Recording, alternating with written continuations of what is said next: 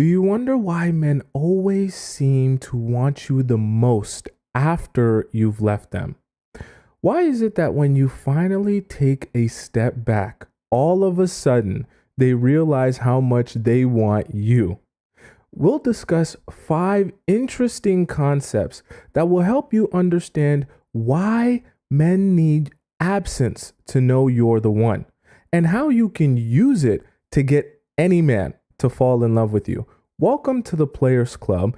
If you're paying attention to me and everyone else in the live stream, please say here or present so that I know that you're actively participating in the live chat.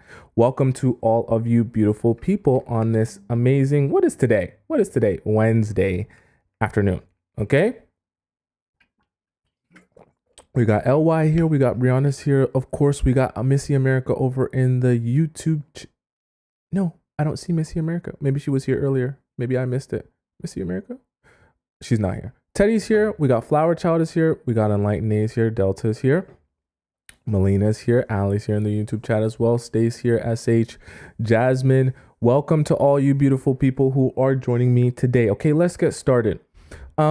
So I want to talk to you about first. Let's talk about a concept called the love poet. Okay, so this is going to require some imagination. Okay, I'm going to paint you a picture. Let's imagine I am a soldier and me and you are in a relationship. Now, let's say up until this point in the span of me being a soldier, I have never actually deployed because let's just say we've never gone to war for whatever reason. So in the span since I've been a soldier, we've been married for, let's say, 5 years. Our marriage has been going decently well, but you're noticing that as time has gone on, we're kind of getting to this point where I'm not as romantic with you. I don't seem as interested in you. I don't really seem as physically intimate or interested in you. We just don't cuddle as much. I'm not as affirming to you. I don't tell you how beautiful you are and how much I want you and desire you. You feel that you feel the coldness and you feel the distance beginning to separate us in the relationship. Okay. Now, let's say all of a sudden I get deployed for the first time because we're having a war. It's like a crisis, right? And I have to get deployed. And now that I'm getting deployed, let's just say for the sake of example, I'm going to be deployed for 8 months up until a year, maybe even longer if things don't go well. And I go and I get deployed. And let's say, now I'm at war, I'm deployed, I'm overseas, and I'm not spending any more time with you. I'm not able to see you. I'm not really able to contact you because of the circumstances. And the only way for me to get a message to you, let's just say hypothetically, is by sending you a letter, right? So let's imagine, right? I can only send you letters.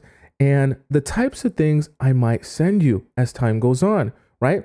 Let's say it's 3 months now, it's 4 months now, 5 months. And as time is going on and I'm writing you these letters, you're noticing that I'm sounding a lot like a love poet in these letters. And I'm sounding a lot more romantic than you've ever known me to be. I'm telling you how I love you so much and I can't wait to see you again and how amazing you are. I'm talking about the color of your eyes and how I miss it when your eye usually twitches when you laugh so hard at my jokes. And I'm telling you all the things I want to do to you when I finally see you again in this next 8 months, and how stressful it's been and how horrible it's been to be without you for all this time. And I'm writing all of this amazing stuff in my letters to you, and you feel like it's amazing and you love it and you appreciate it, but you're kind of wondering to yourself, I kind of wonder why you never expressed any of these things that you're feeling or any of these thoughts that you've been having to me when we were together, because all of this stuff that you're writing inside these letters is amazing, but I've never heard them come from you in the span of our 5-year marriage. And then let's say, for the sake of example, I come back after a year of being deployed in this war, right? And I come back and I embrace you with the biggest hug I've ever embraced you, and I kiss you all over your face, and I tell you how amazing you are, and I tell you all these affirming words, and I'm so much more romantic with you after I come back from deployment than I ever was when I was spending these 5 years of marriage with you. Okay? Now, the reason I give you that example is because it kind of encapsulates what we're going to discuss today and why that happens. Because I'm sure for some of you who have been through a situation like this, you're probably thinking to yourself, why is it that for whatever reason, these men seem to be always the most interested in me when I take a step back, or when I'm over the situation, or when I break up with them, or when I decide I'm done with them, right? Or for whatever reason, they just, whenever they have the space to miss me, all of a sudden now they see how amazing I am. They see all the things I was doing for them. And now all of a sudden I'm the best thing since sliced bread. How many of you have ever experienced something like that, where for whatever reason you had space from a guy? And I want you guys to answer in the live stream. For whatever reason, you had space from a man, and that during that space that you had from the man, he comes back and he tells you how amazing you are. He tells you how much he wanted to see you. He tells you how beautiful you are, and he tells you all of these romantic things, and you're kind of like, damn, didn't know that you felt that way. Would have been nice to hear while I was like around, but it's great that you realize all of that when I'm gone. I've been gone for so long. Kind of strange that you would think of all that when I'm gone, and never say that to me when I'm around. So tell me, have you ever experienced something like that? Tissy Bay says yes. Brianna says yes. Chiama says LMAO. Yolo says they want to do it. Right. Flower Child says, oh yes. Enlightened A says yes. Mimi says yes. She says they always come back and they stalk my life. Ivy says yes as well. Okay. The reason that is happening is for a couple of reasons. I want you to understand, okay, in the example of the soldier at war, I want you to understand what's happening under the hood here. When a man, I'm just going to tell you from a man's perspective, when we are around a woman, it's great, it's awesome. But especially at the beginning, sometimes for men, we don't quite understand what it is that we feel yet about them, what our genuine feelings are about them. And as strange as it sounds, it takes that space away from you to realize all of the feelings that we have. Now, we're going to discuss all of the different aspects that are happening here under the hood because they're very specific. But I just want you to understand the overall theme, right? Is that the space allows our mind to actually focus on the person and realize the genuine feelings that we feel for that person. Okay, so we're gonna dive deep into each of these after I gave you the love poet example, so you can encapsulate it underneath a story, right? So first we have imagination. Okay, I'm gonna paint a slightly different picture for you, and hopefully this connects to you as well, right? Let's imagine, right, you are going to two separate movies, right? So they're both the same movie about the same thing. At one movie theater, they're both horror movies, let's just say for the sake of example. And at both movies, you go to them and you watch them at the same time, and you're trying to see which one is better. In one of these horror movies, they reveal the monster right away at the very beginning in the first image, and you see him in the sunshine midday with a clear sky, and it's right there. You can see its whole body and everything just sitting there. In the second movie, right, they don't show the monster for basically the entire film, right up until the end. And even when you do see the monster, you only see little glimpses of it. You only hear noises of it. You only see it creeping and crawling and doing weird stuff, right? And it's only up until the very end that the monster gets revealed. Now, I want to ask you, which horror movie do you think would be more terrifying? The horror movie where you see the monster at the very beginning in the first image of the movie standing in broad daylight, or the horror movie where you barely see glimpses of the monster, but you know it's there, you can hear it, you can feel it, it's attacking the characters, it's going crazy, right? But you just can't quite see it and understand it fully. Which horror movie do you think would be more scary to you if you had to guess? I see Sophia says the second one. Okay. EA says the second. Okay. Melina says the second movie as well. Okay. Brianna says the second movie. Okay.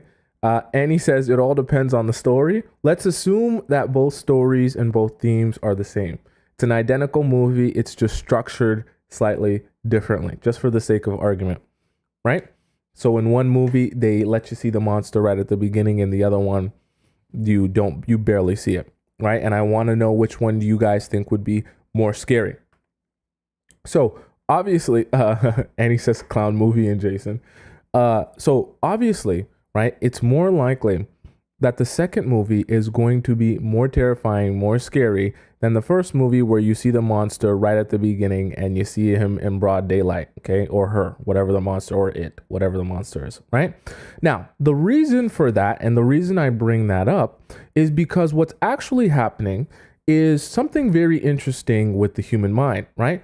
Our imagination is the most powerful tool that we don't even realize how it affects our perception of things. And the reason I use that example is because I want you to see how your imagination can drastically change your perception of a situation, of a person, of a place, of a thing, of an anything, right?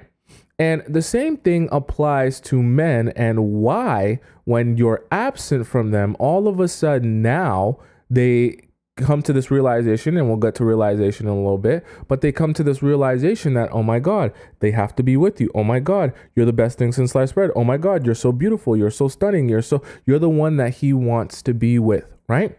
Because, right, the imagination does something very interesting. When someone or something is not present, they are able to imagine what you're like. Now, this is something very interesting. In the process of him imagining what you're like, what's going to happen is as you're more and more absent from him, he's only going to be able to replay in his mind all of the good aspects of you, and it will become harder and harder to remember the bad aspects of you. Now, this isn't necessarily a bad thing because you're thinking, oh, well, if he's not remembering the bad aspects of me, he's only thinking of the good aspects, then he's not really remembering me properly. He's not really actually thinking of me. He's projecting onto me. He's not really actually in love with me. Okay? This is what happens to all of us, right? But with that distance, especially for the men, from you, their imagination is allowed to run wild. It's hard to imagine what someone is like, right? Or imagine what it felt like to be with someone when they're actually sitting with you right then and there, right? And in the process of his imagination playing over and over of you in his mind, what is that doing? Like we talked about yesterday, he's thinking of you all the time. All of that brain power is focused on you. And as that brain power continues to be focused on you more and more and more, right? He begins to grow his desire for you. Okay. Alejandro said, what bad aspects? I just mean bad aspects as in like, there's obviously situations that you go through with the person that might not make them feel the best. Nobody's a perfect person. So maybe some things that you said or did, he doesn't like, whatever it may be. That's what I mean by bad aspects. But what I also mean is that as time goes on, what your imagination does to you and what perception does to you is you begin to only remember the good parts of the person. It becomes harder and harder to remember what you were angry or upset about. And you just remember the good times and the good feelings of the person. Okay. Now, so the imagination, what's happening there is all the things that annoyed him about you, all the things that he didn't like about you, all the things that he didn't care for or didn't think about or whatever it may be, right? He stops being able to focus on those things. And all of a sudden, because you're absent from him, now he can only think about the good qualities of you and the positivity you brought to his life. And his focus shifts from being, oh, I don't really like that you do this. I don't really like that you do that. I don't really like that this happens and that. And you say this and you say that. And his focus shifts to, what are all the things I do love about you? What are all the things I do appreciate about you? And the crazy part is like, as that absence is happening and as his brain power is focusing more on you, his brain power, right, is convincing his brain power. His mind is convincing him that all of his focus on you is because of his desire for you. And so because he's convincing himself that he has an overwhelming amount of desire for you, he then in turn wants to only focus on the good aspects of you and all the great things you brought into his life and all the great aspects of your personality that he appreciates. And we'll talk about appreciation in a little bit, that he appreciates, he loves, and he cares for. Right? It kind of forces us to shift our focus in the one particular area that will be in line with the narrative of, oh, I'm thinking about you so much because I want you so much, because I desire you so much, and I desire you so much because of all of these good and amazing qualities about you. You see how that works? You can't convince yourself you're desiring someone because of these negative aspects of their personality or negative character traits. As you build the narrative that I'm thinking of someone because I desire them, you also are forced to focus on the aspects that are in line with that narrative, right? That's why we love storytelling as human beings, right? Because we create narratives in our own mind. And as we create narratives in our own mind, we look for confirmations of that narrative. So as I miss you, as I long for you because I don't have you here presently, I also create narratives that will fit in that box of I miss you and I desire you because of how amazing and awesome you are. This is all happening with the imagination. And like I said, the imagination is only allowed to run wild if you take a step back. Are you guys following me so far?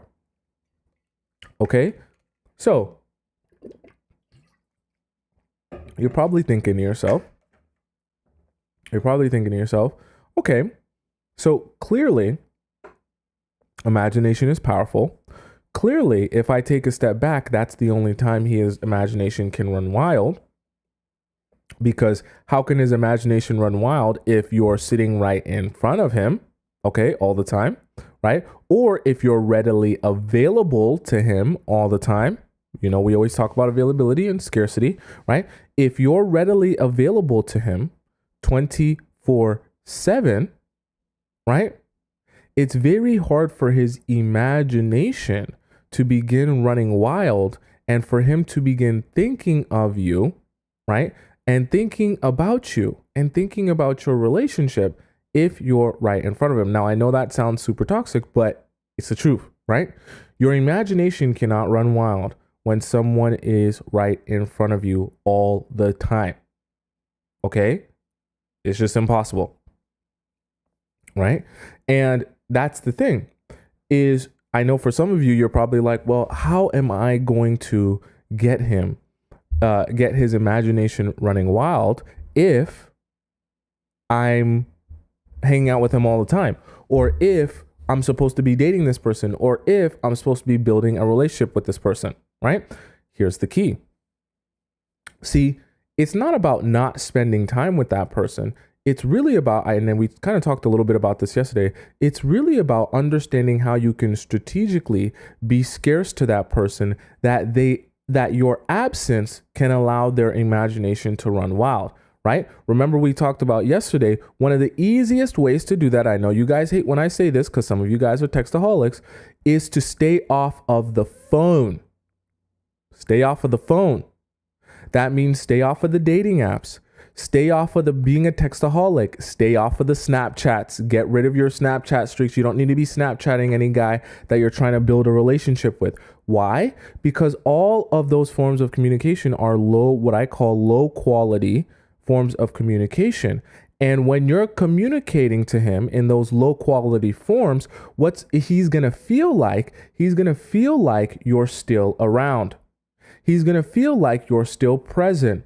He's going to feel like he's still speaking to you and you've never left his life. Okay? You notice how the guys only reach out to you after you haven't reached out to them in a long while. It's hard for them to reach out to you if they're ongoing, still talking to you all the time. You see how that works? Right? And Sophia says, what about Instagram? It's the same thing. So when we're talking about being a textaholic, DMs, Snapchats, dating out, any of those things, right, that are keeping you in constant communication with him, sending him memes, sending him video. If you really love the video so much, you love the meme so much, I'm telling you the truth. I'm telling you, I'm like being for real. If you really love the meme and you love the video so much and you want to show it to him that bad, save it and show it to him when you see him next. Okay. Sophia says, what if he watches my story? Doesn't matter. He's watching your story, right? What I'm referring to when I talk about imagination is I'm referring to you keeping constant communication with him that doesn't allow his imagination to run wild and for you to actually be absent. That's the problem, is that for a lot of you, you're never actually absent to that guy that his imagination can begin running wild. You're so focused, and this is the thing that I know doesn't make sense to you, and it works oppositely for men, so you feel like it should work the same as it does for you. Here's where the confusion lies, is because for most of you, actually, let me not even assume, right? Tell me in the chat, yes or no, and this is where I want everyone to answer because I don't want it to just be me making an assumption. Tell me yes or no. Do you feel like with absence from a guy, you like him less or more? Okay, that's what so answer in the chat, less or more. With absence from a man, do you feel like you like him less or more? Which one? Okay. I see some people saying less. I see some people saying more. Brianna says more. MD says less. Right? Yes says less. Okay. Yasmin says like him less. Miss Anane says I like him less. Delta says less. Flower Child says less. Ivy says less, to be honest. Okay, this is great. I like that we are kind of all disagreeing on this, but this is a great debate. Okay, so the reason I bring that up is because for men, it's always more. Okay, if they like you and they're interested in you, as you're absent, they always like you more. And I see a lot of people in the chat. I know some people say more as well, right? But for a lot of women, they tend to like you guys tend to like a man less if you're spending less time with him. Now, obviously, it's kind of goes on a curve, right? So when I say absence, after a while of him being absent, you begin to care less and less and less and less up until the point you just don't care anymore, right? So there's kind of like a time frame in which you do care and then you stop caring. For men, it's different. And you want to know how I know that it's different is because think about what's happened with most of your exes. If you've ever been through multiple relationships, right? It's like at the very beginning of your breakup, you probably feel the most anxiety and pain and hurt because you just broke up and you're not used to being detached from the person and you find it very difficult to imagine your life without the person and all those things. So the very beginning for you is the most painful part. And for the men, it kind of starts the opposite way. The very beginning for them is like the easiest part because they just say, oh, F her, forget about her. Yo, boys, we about to go out. We about to go crazy. We about to do whatever we want. Yo, you free now. You don't got to worry about no one. You don't got to take care of no one. You don't got to pay for no dates. And they're just like free as a bird. And you're thinking, damn, you must have not ever cared about me whatsoever, right? But then as time goes on and you heal from the relationship and you get better and you realize that your life is still fine and still good and still amazing without him, you feel happier and more joy. Meanwhile, he goes in the opposite direction. So you guys kind of cross paths. It's like a graph like this, right? Because he goes in the opposite direction. As time goes on, he goes from, yo, guys, we outside, we doing whatever we want. Yo, we gonna get drunk. We gonna do whatever we getting all the hoes, we getting all the girls. Yo, I'm out. Yo, I'm with it. Yo, whatever they want, I'm with it. Yo, I'm outside till 3 a.m. for you, right? They go from that to, what are we doing today? Oh, we going to the club again? Yo, y'all don't want to like stay inside and cook or something. I'm kind of tired of like going out. Like this shit kind of hurt. Yo, I'm tired. Like y'all don't want to just like watch movies or something. No, you club again, get drunk again. I mean, I guess we could go. And then he goes from that. And then he goes all the way downhill to where he's like, yo, this is tragic. Yo, I miss her so much. And then he starts calling you, please, baby, I miss you. Baby, I miss you so much. I can't breathe without you. Yo, out here in these streets, it's not good. Yo, it's not safe. I can't do this no more, man. Please come back to me. I'm so sad without you. All these girls, they useless, man. They're useless. They just want the money. They don't want me at all. I can't do this no more. Right? And he comes right back. Meanwhile, by the time he calls you, you're feeling great about yourself and feeling great about your life. And you're kind of like, I'm honestly kind of over it now. Right? You feel like you're over it now. And that's what's happening, because for a majority of men, right, as the time goes on, their anxiety and the pain that they feel increases with your absence, while your pain and anxiety actually decreases over time. That's the amazing part. And so this is how you can begin utilizing that to your advantage. Because if you understand that as time goes on, the men feel more pain, well, then you understand if you're strategic about giving him more absence, you can give him more anxiety that will also lead to him liking you and being more interested in you, as crazy as that sounds, even if you're in a relationship. Okay? So like I mentioned, stay off the cell phone. If you want to do this properly, if you want to create absence, that he'll want to chase after you, that he'll want to be around you, that he'll want to know what you're doing, that he'll figure out and realize that you're the one, stay off the cell phone, because that's another version of just being around 24/7. And remember, when you're around 24/7, right, what's going to happen? He's going to stop being able to imagine you. Right? Because you're not going to be absent. If he's not able to imagine you, his perception of you is not going to increase, right? Or be more valuable, because all he can think about is all he can be in is his imagination. You following along so far? Right? The imagination is so very powerful that you want to constantly be trying to use imagination to your advantage. You got to embody this like fairy princess that is just aloof, and just one day you're just here and he's like, oh my God, you're the fairest woman in the land. And you're like, oh, bye, see you later.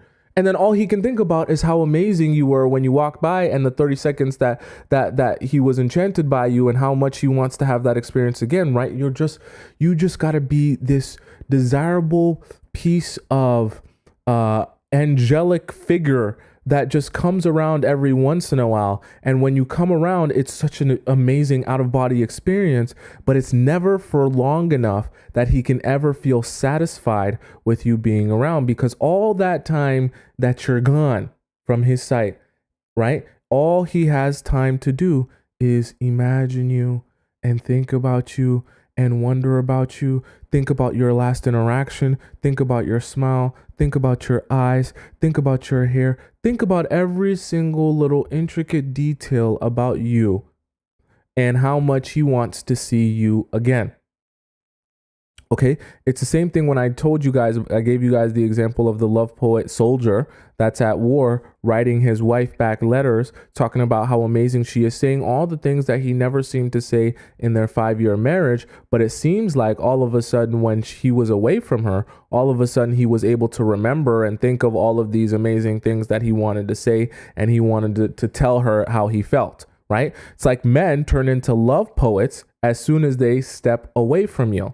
But the thing is, if you're strategic about it, you can always make him feel like you're just absent enough that triggers that anxiety and triggers that pain, that he will constantly want to be like a love poet to you, want to reach out to you, want to take a step forward, want to go after you, want to pursue you more, right? And this is something that's natural within men. And if you trigger it the right way, you'll get that same response every time. And trust me, if any of you have tried this or have been listening to me long enough that you've kind of switched or implemented some of the things that we discuss, you'll see the difference in the response that you get from men when you change your own approach. Okay? Because like I always tell you guys, majority of you that are in this chat listening are not ugly. Maybe some of you are ugly. You have huge bobbleheads, huge foreheads, something like that. But majority of you are pretty attractive women, which means it's not really about not being attractive to the guys. It's about adjusting your approach. You understand what I'm saying? Right? Ivy says, I feel like I don't exist if I am not in his presence. That's the whole point. Ivy, I know it sounds crazy, and I know for the rest of you it sounds insane, but that's the whole point. The fact that you are not in his presence and not physically existing in front of him forces him to think about you, right? And the process of thinking about you makes him feel like he likes you even more than he thought he liked you, right? It's a very weird game that our mind plays on us, right?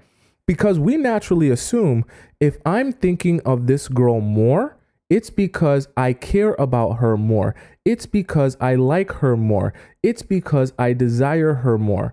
And we begin to convince ourselves that the only reason I'm thinking about her so much is because of how much I like her. And because we're creating that narrative in our mind, what does our mind then focus on? All of the aspects of your character and your personality that confirm the narrative of I'm thinking about her so much because I like her so much because I desire her so much, right? Kamara says, my favorite name on here, Kamara, says, and not just be someone's pen pal ad nauseum. I agree. There's a balance there, remember? Okay, so you're being absent in a way that allows him to continue desiring you. But then when you do show up, right, you're not showing up in a way where, oh, okay, the times that you do hear from me, we're being pen pals and we're texting for a day and then I'm disappear for a couple of days. No.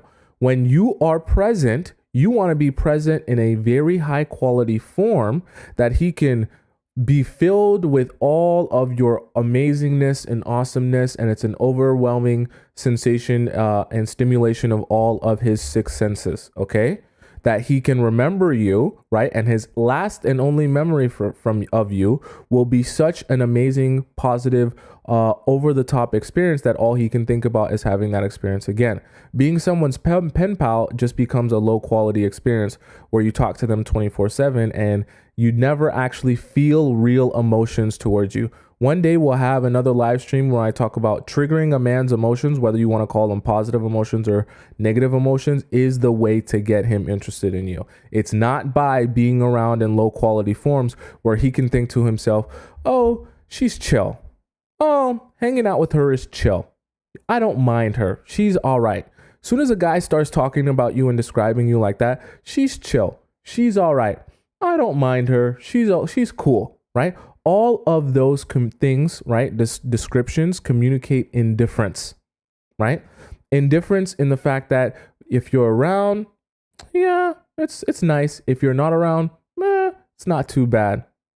But you're never going to draw a guy in. You're never going to have him by the balls. You're never going to have his mind and his soul and his spirit if he thinks of you as, it's cool when you're around. It's chill when you're around. He has to be on fire,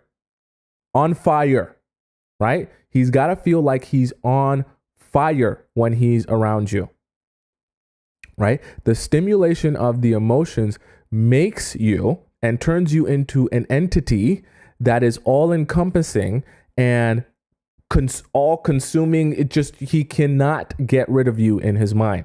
That's what turns you into that. It's not by being around all the time, texting all the time, Snapchatting all the time, DMing all the time, because what happens is you're thinking, oh, when we text all the time, Snapchat all the time, phone call all the time, I'm there 24/7. He's liking me more because I like him more because now I'm around him more, right? Because for you, remember, for you, it's the opposite. When you're creating feelings, the more time you're spending with him, the better you feel about the relationship and the more secure, the more you like him, all that good stuff. But for him, right? The only times he has to really grow his appreciation for you is when you're absent from him. But because you're so focused on yourself and, oh, I want to like you more, so I want to spend more and more time with you, 24 hours a day with you, I'll spend 25 hours a day with you. What's going to happen is you never allow his own imagination and feelings to kick in. in the way that's natural to him, where in your absence, he can begin imagining you and longing for you and wishing for you and desiring you. Okay? Anna says, I come here for great knowledge and fantastic acting. Thank you. The mature, as the show matures, we'll get into more fantastical acting situations and great storylines. It'll be like the Jimmy Kimmel show combined with like a live action play. It's going to be very interesting what I have planned for you guys in the next few years. Okay? So, right? Ivy says, he only thinks of me when he wants pineapples. That's a whole different thing, okay? Because if he's just using you, right, your absence is not really going to be about his longing and desire to be with you more. It's really was only about your pineapple, your Squirtle, right? So that's a totally different thing. If he's just using you, he's not going to be thinking of you very much when he doesn't have access to you, okay? Delta says, the less you think about him, the more he thinks about you. That's better than the opposite. Delta, that's true. What's also true, though, is even if you like a guy, being strategic, this is the thing. Like I said to you guys, it's not about you guys being ugly or unattractive or not able to get a guy to like you. It's about the approach. And the problem with your approach is when you like a guy, you're going to do certain things that actually make it harder for him to like you as much as you like him, right? But if you're strategic and you listen to me and you understand the concepts that I'm trying to give you from a man's perspective, what's going to happen is instead, when you do like a guy, you'll still be able to hold your water and do these particular actions that will elicit the response of him desiring you more, chasing after you more, being more interested in you. And you'll get the guy that you like a lot to like you even more. Right? Right? Kamara says, literally applies to everything in life. Stop drinking water for a day and see how much you miss it. Exactly. See, Kamara, you're very smart. I'm glad you're connecting things, right? It's exactly like that, right? As soon as something becomes absent, that's the only time you have time to, we'll talk about appreciation in a bit, but you have time to appreciate it and think about how much you enjoy it and like it, right? As long as it continues to be in your life and readily available to you, you'll never think about how much you long for it and miss it and desire it to be back in your life. Okay? I don't know if you guys have ever gone more than 24 hours without eating. Okay? I don't know for those of you guys who actually fast, have done a long-term fast or anything like that, or a water fast. I have. I've done 21 days. Okay? But for those of you who've ever done a fast, whether it be from water, from food, from whatever, you know that the time you appreciate food the absolute most is when it's finally been taken away from you and you don't have it readily available to you. And all of a sudden, now you can appreciate how good the mundane things you were taking for granted taste. Okay? It's very interesting how that happens. And that desire only comes with the absence. You can't have desire, for the men at least, you can't have that intense amount of desire when you're present all the time. Now, that doesn't mean that you purposely have to not spend time with the guys that you're trying to date, but you can be strategic, like I said, about being absent in certain aspects of the relationship that don't serve you anyways. You understand what I mean by that, right?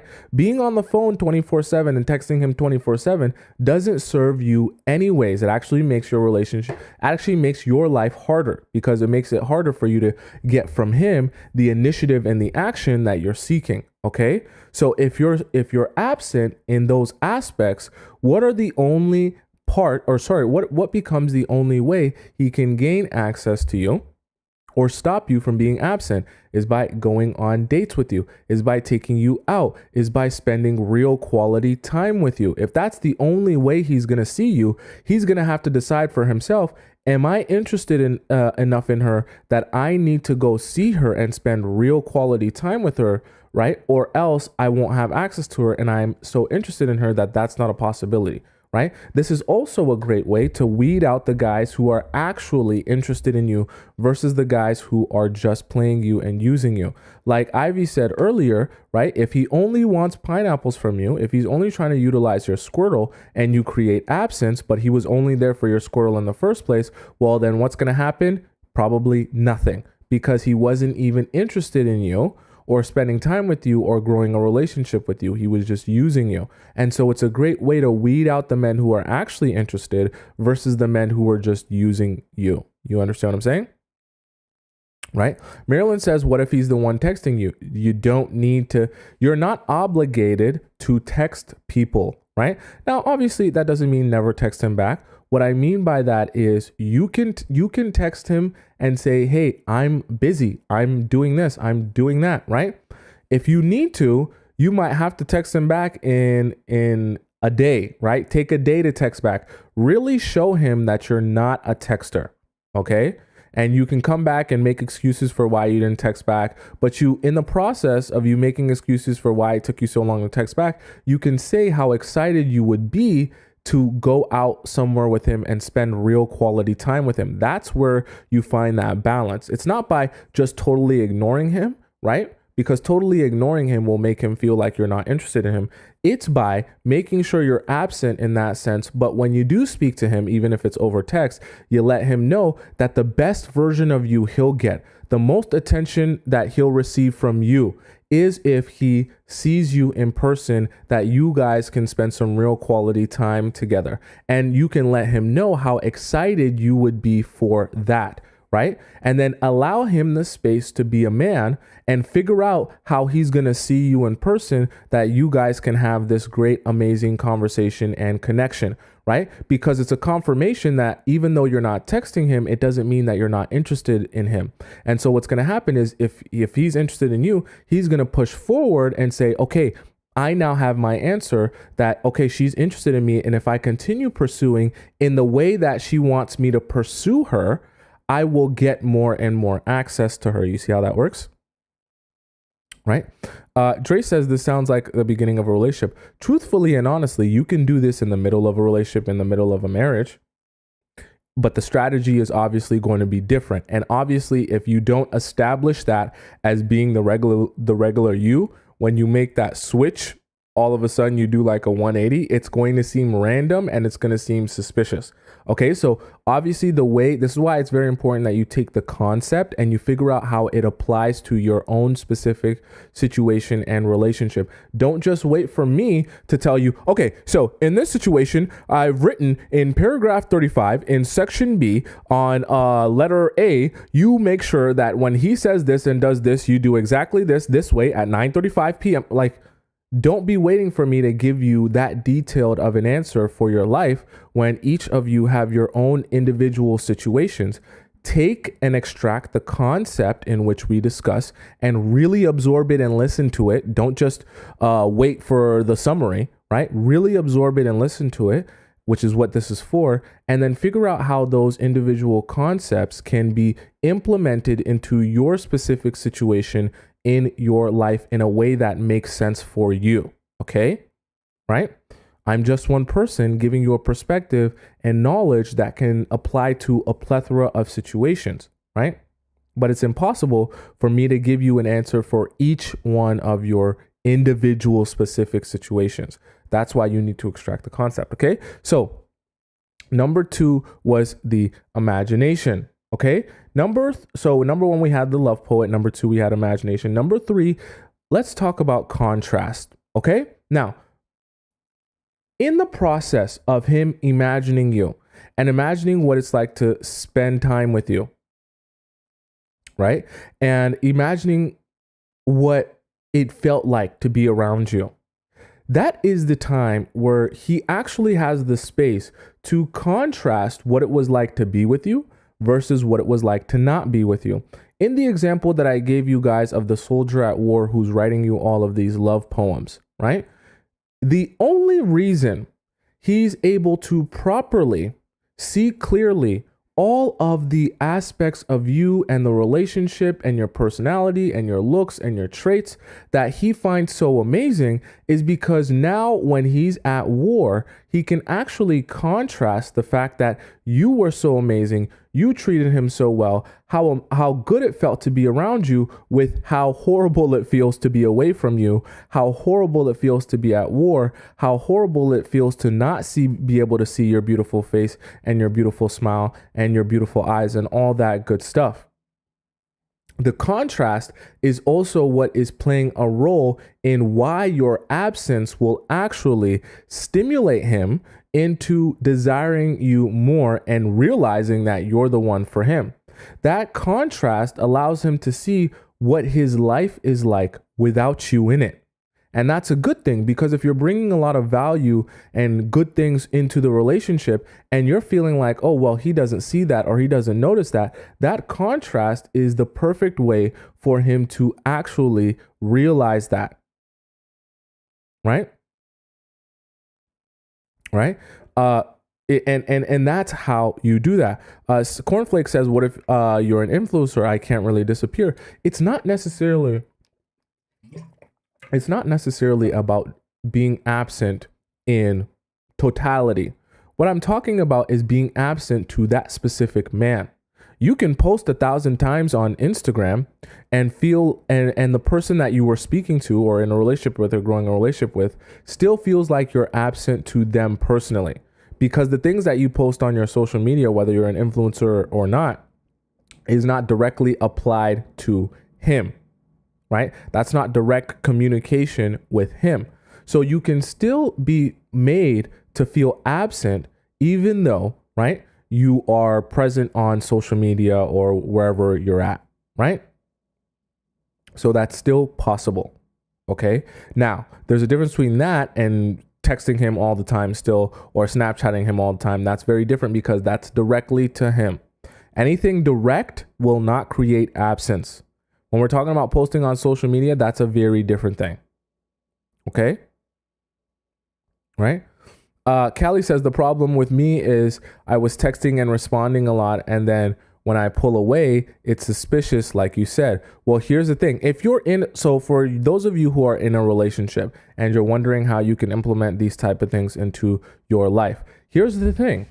It might seem suspicious at the beginning. Keep this in mind. It will seem suspicious at the beginning for you to just do a 180. But if you're willing to stick to this, it will be uncomfortable for him for a little bit, but that anxiety will actually make him inquire more about you and think more about you. And for a lot of you who might be in a situation where if you had to give a percentage of who likes more in the relationship, you're probably liking him more than he likes you. For a lot of you, that uncomfortable time period will be the shift of him being more interested and inquiring more about you than you inquire about him. When you begin texting him less, when you begin becoming more absent, that will be a little bit of a shift and an adjustment. He might accuse you of some things because he's wondering what's going on and what's changing. But all that's stemming from is the anxiety he feels that it's no longer in his favor, where he feels like you like him more than he likes you and he can sit back and relax. Now he feels like he has to be on the offensive.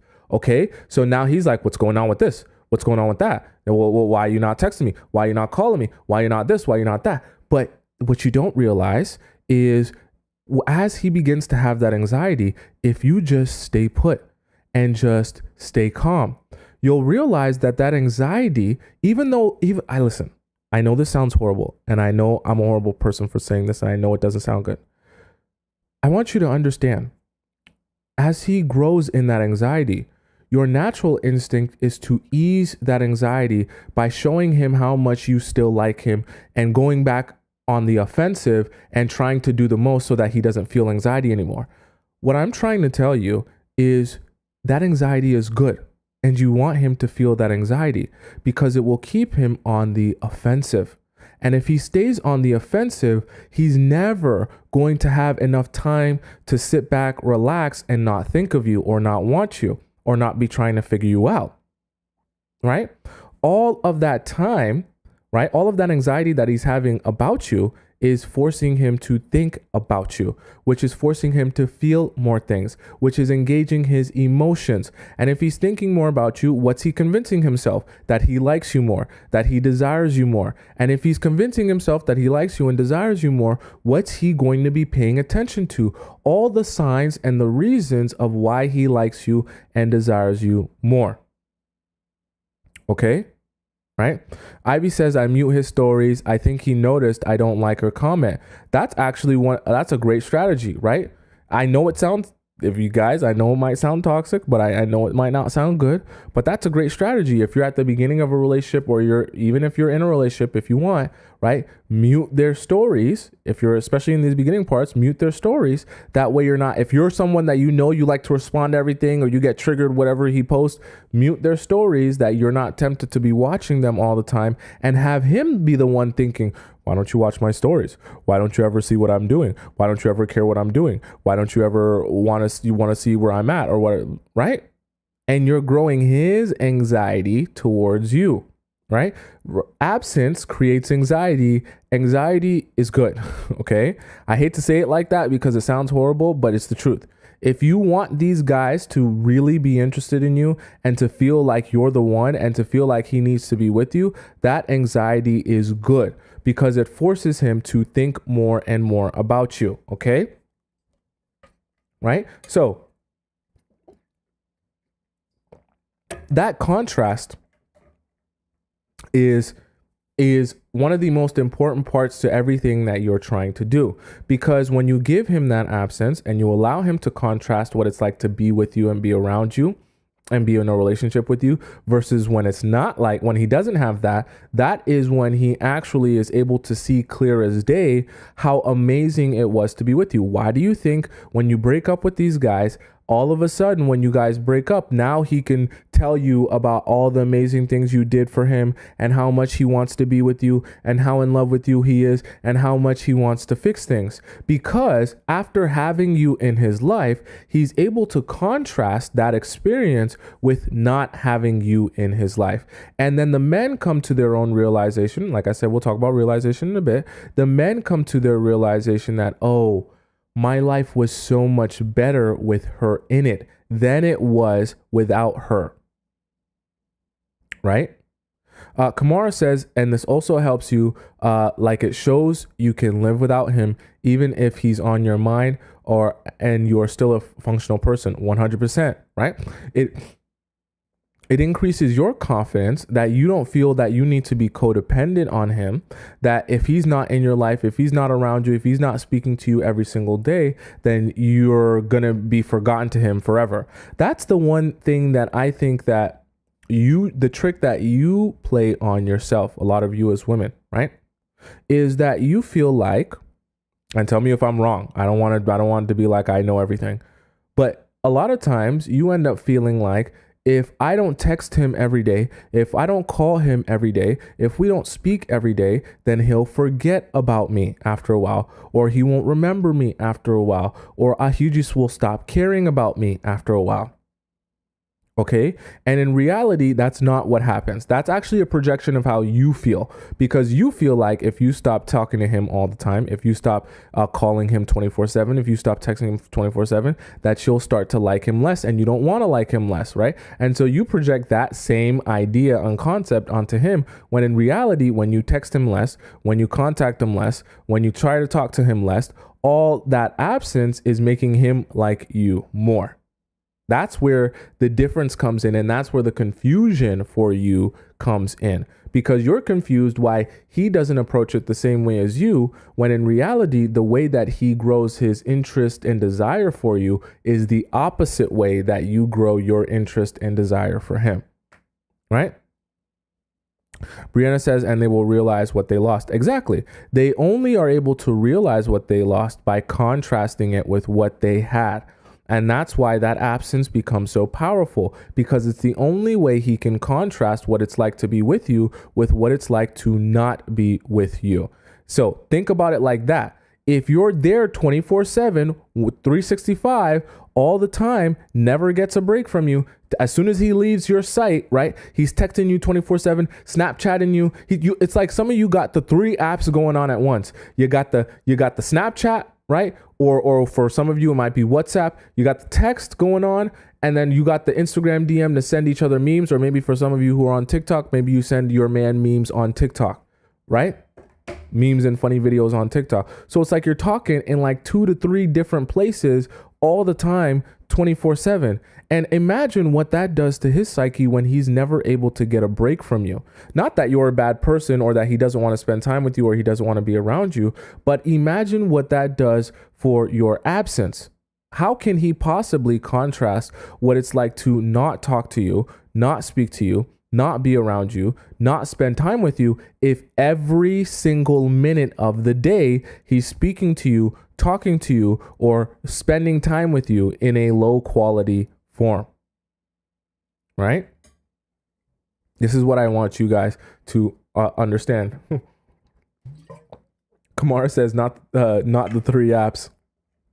It's giving unemployed. The thing is, listen, the reason I'm able to talk to you guys about this because I actually know what really goes on. Okay, I know for a lot of other people, not to diss other people, but I know for a lot of other people that talk about relationships, if you're a bit older, it's a lot harder to understand what the younger people are going through and experiencing because you're not in that point in your life. A lot of them are talking about marriage, and the aspect of marriage is very different from dating someone at the very beginning and trying to, understand what it is you're feeling, what it is other people want from you, and all that good stuff. It's just a different perspective, right? And so I say that to say, I know what we're actually doing, right? Like what us younger people who are in the dating market are actually doing and how we actually communicate, okay? And I know that, we love the memes. We love to send each other funny videos. Some of us love the Snapchat. And for some of you, you love the WhatsApp, right? Whatever.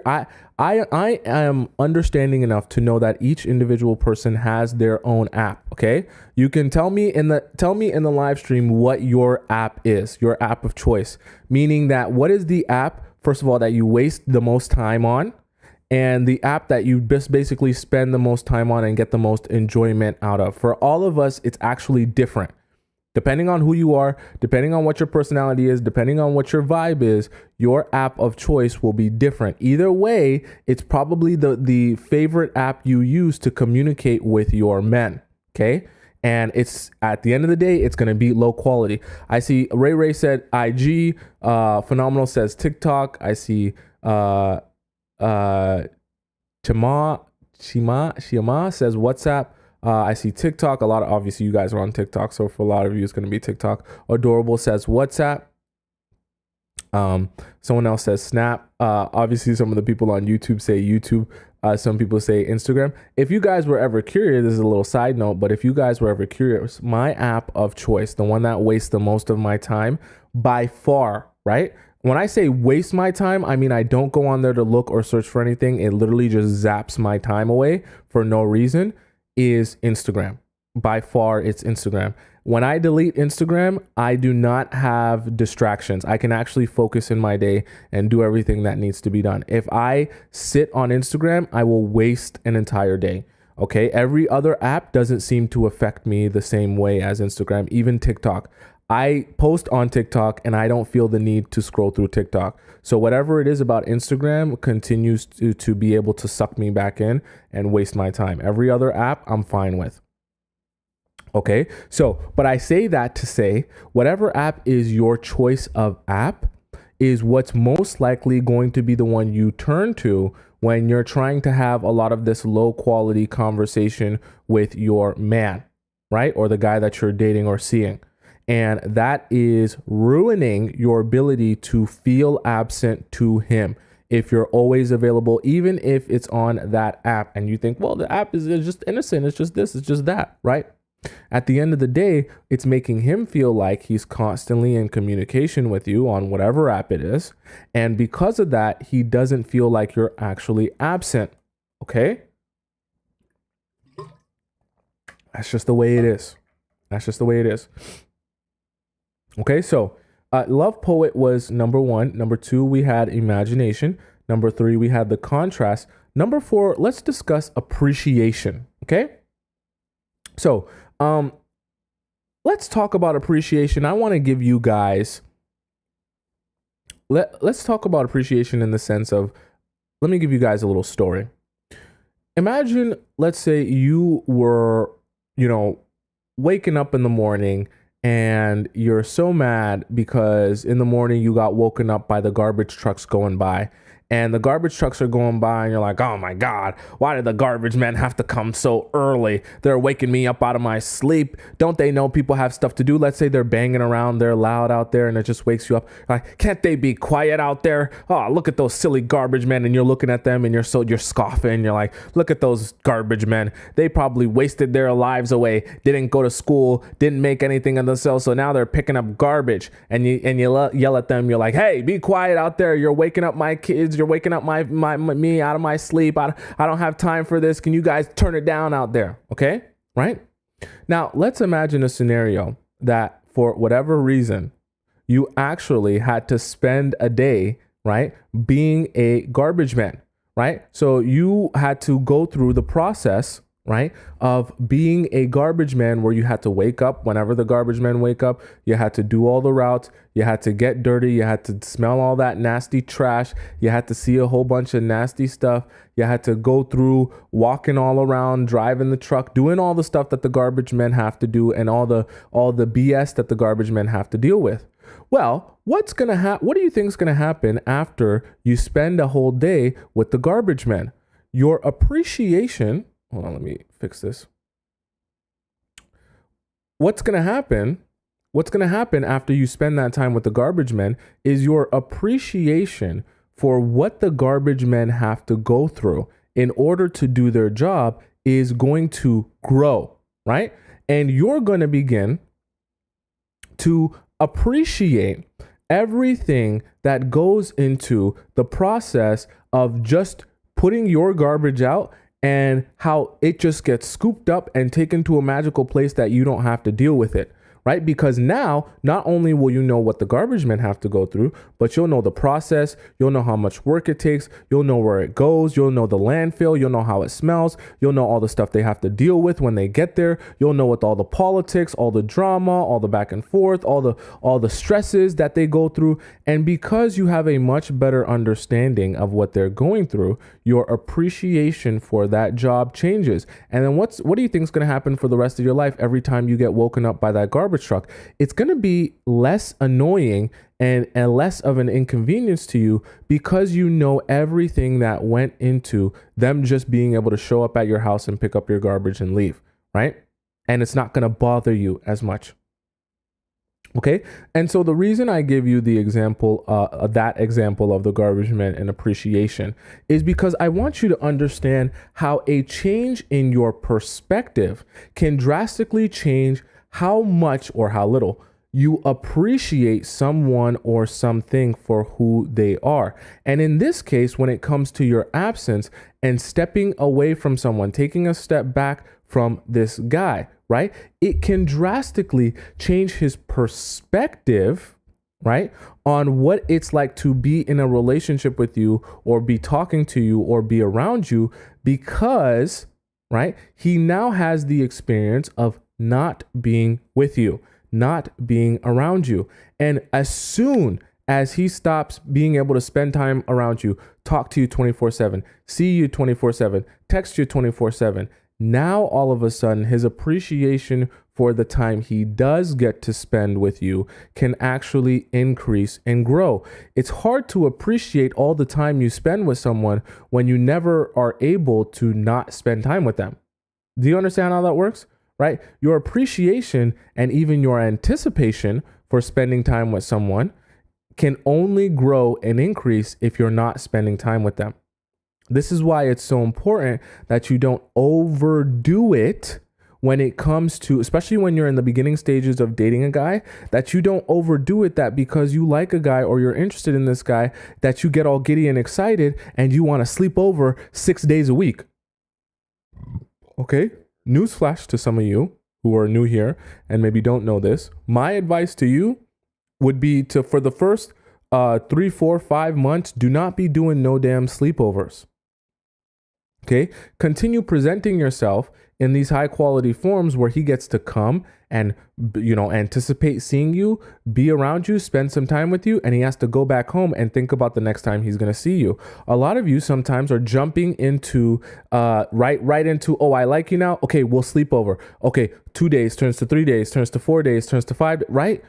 And now you're sleeping over all the time, and it's like being in a marriage, but he hasn't been able to properly go through the process of appreciating you and missing you and contrasting what it's like to be with you versus what it's like to not be with you, that he can actually grow his desire for you over time.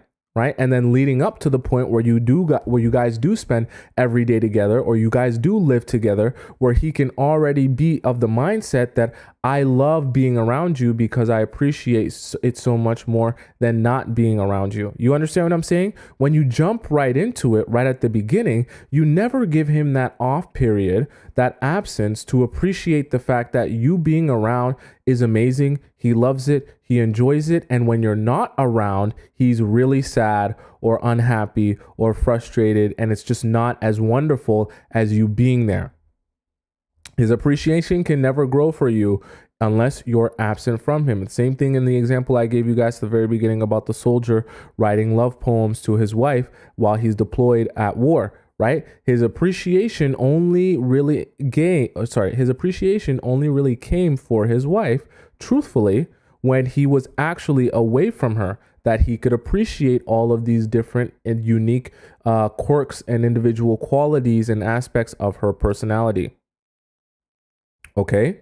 Teddy says, I would be more grateful that isn't my job. Woo. Yeah, exactly. Right. If you were with the garbage men and you spent time with them, you would be able to appreciate how much you don't want to be doing that. Right. Right. And that's what that is. Okay. So someone says, how do I approach him when he realizes I've withdrawn and starts to come closer? You don't approach him. That's the truthful answer. Okay. That's the thing, is that I know for a lot of you, if you actually implement this strategy, it will work so well that you'll be like, oh my God, he actually really wants me now. Oh my God, he's pursuing me so much now. Oh my God, he has so much anxiety. He's asking me so much questions about when he's going to see me now. And you'll feel that you need to reciprocate that energy and mirror his, his desire for you back by going back on the offensive. Like I said earlier, do nothing. Okay.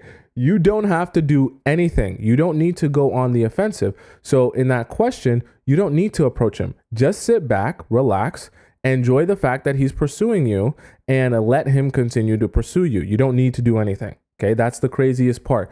I know some of you guys feel the pressure to do more, to feel like, oh, he's not going to like me if I don't continue doing more, or he's going to forget about me if I don't continue doing more. No, he's actually going to continue remembering you if you do less. And he's going to pursue you more if you do less. So just hang tight, sit back, relax, and allow him to pursue you. Does that make sense, guys? Okay. So appreciation is number one, right? Chiama says, if they start, you withdraw again. If they start pursuing you, if they start approaching you or pursuing you, yes, you withdraw. You withdraw. Okay? You withdraw, and you only allow him to see you or spend time with you if it's going to be him planning and scheduling seeing you on a quality date. It doesn't have to be, he spends $1,000 on you, but a quality date where you really are connecting and getting to know each other in person. You take a step back and allow him to be a man, come to his own, and this is a perfect segue, come to his own realization to understand what the next step is, okay? So perfect segue. So number 1 was love poet, number 2 is imagination, number 3 we had contrast, number 4 appreciation, and number 5 the realization, okay? Because men need all of that space and all of that absence to know that you're the one. Because when he actually has that absence from you, he can know for a fact everything he's feeling and thinking is genuine to him.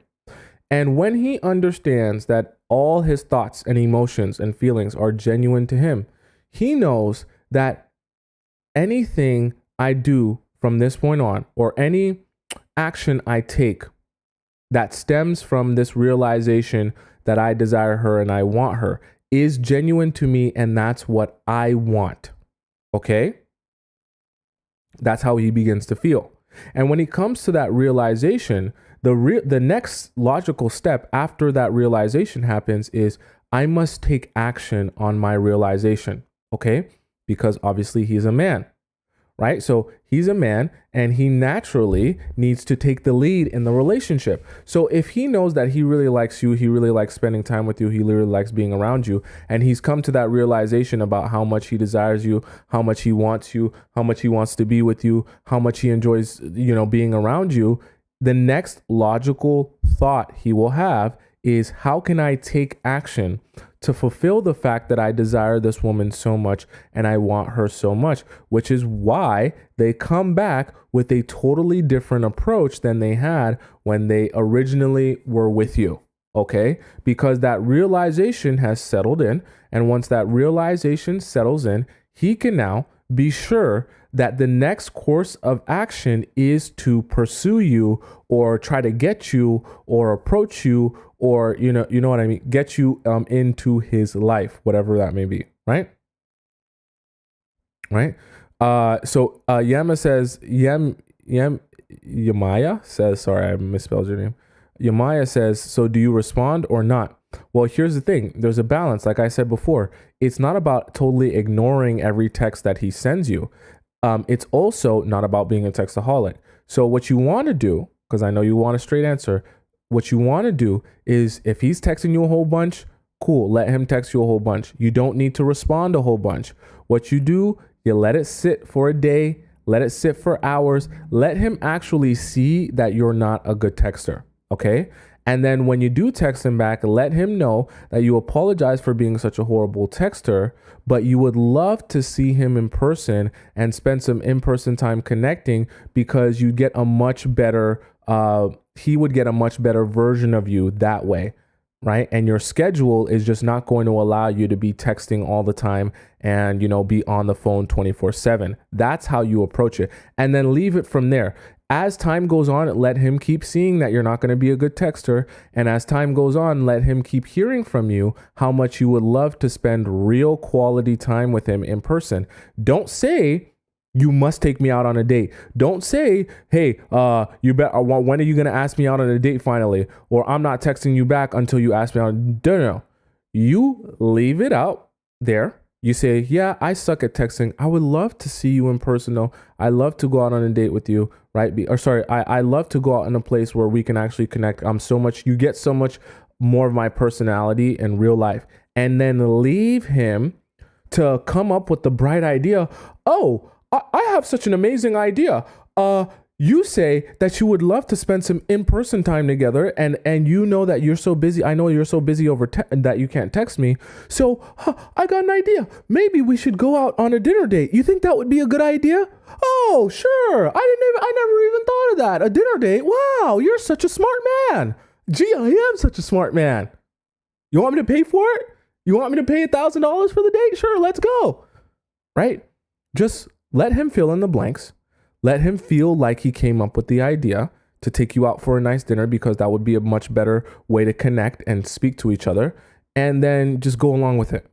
Okay? But don't be available. Show him also that you're not going to be available in these low quality forms over text and over all that stuff. And make it clear that it's not because you're not interested in him. It's because you're busy and you got a whole bunch of other stuff to be doing with your time other than sitting and having pointless conversation with him over text. Okay, right? So that's why that's important. Okay, so do you guys have any questions about that of what we discussed and why your absence will make it known that will let him know that you are the one? Jess says, what if he asks you to come over? That is really specific. That kind of depends, right? Like if he asks you to come over for what reason? Like he's asking you to come over at 2 a.m. that doesn't seem like something real. Now, if you guys have been knowing each other for a while and been going on a couple of dates for a while, and he's asking you to come over to cook dinner together and have a nice dinner together, that's totally different. You know what I mean? That's actually a plan. And he's gathering ingredients, or he's like, let's go grocery shopping together and we'll cook dinner together. That's a totally different thing than asking you to come over at 2 a.m. Okay. Chiyama says, what if he's asking you to be patient about his plans for you? Cool, be patient. Like, don't show him that you're stressed or have anxiety about, his plans for you. Show him that you have much better things to do with your time than sit around waiting for him to figure out what he wants to do with you. And also let him see that if he's going to be on the fence about everything, then you'll easily move on to one of the other thousands of men who are waiting and begging to sniff your farts. Okay, don't let him see that you're sitting here having anxiety. When are you gonna like me? When are you gonna be ready for a relationship? Literally be like, cool, whatever. Like, I'm just gonna go do my own thing. Like, I don't care that much. And then he'll start being, whoa, wait. I didn't make it clear. I actually, I want us to date. It's not that I want us to not be in a relationship, right? But the moment he sees that you're sitting there anxiously waiting for him to make a decision, he knows he has the power and he'll shoo you away. He won't think about you. Right. Mariana says, what if he asks you for a coffee or a walk? What do you say? Coffee or a walk is not a bad thing. I don't think that that's a bad thing or at all. Right. If he's doing the initiating, right, he's initiating the idea, he's initiating the date, he's asking you out on this date, then you can say yes. I would encourage you to always give positive feedback and positive reinforcement to a guy taking initiative to try to do something with you in person. Okay, other than he's going to his house and that, not that, watching Netflix at his house, not that. But some people, for some people, they like the casualness of going on a coffee date or going on a walk. Don't be so, guys, this is what I'll say. Don't be so, don't get too focused on money that you're like, oh my God, if he doesn't spend $1,000 on the first date, then I'm not going on the date. Like, come on, guys. If the guys are taking initiative and they actually want to spend real time with you, that's not just come to my house. Because what are you going to do on a coffee date? You're not really going to eat. What are you going to do on a walk? You can't really do anything except talk. But talking is actually really good. It's a really good way to get to know him and understand him better. So that can actually be to your advantage, especially if he is doing the effort of being like, let's go here. Do you want to go here? Do you want to do this? Give him that positive reinforcement that you go on a coffee date. And let's say you guys both enjoy the coffee date. What do you think he's going to do next? Let's go to this place instead. I enjoyed the coffee date so much. Let's go to dinner now. Let's go here. And it'll begin escalating. Don't be so focused on, oh my God, if he doesn't ask me to go to Nobu the first time, then it's a waste of a date. Because now what you're doing is you're turning down the men who are actually trying to take initiative and try to take you out somewhere or go out with you somewhere and see you in person. And then what happens is you only end up with the men who are not trying to take initiative. You understand what I'm saying? Okay.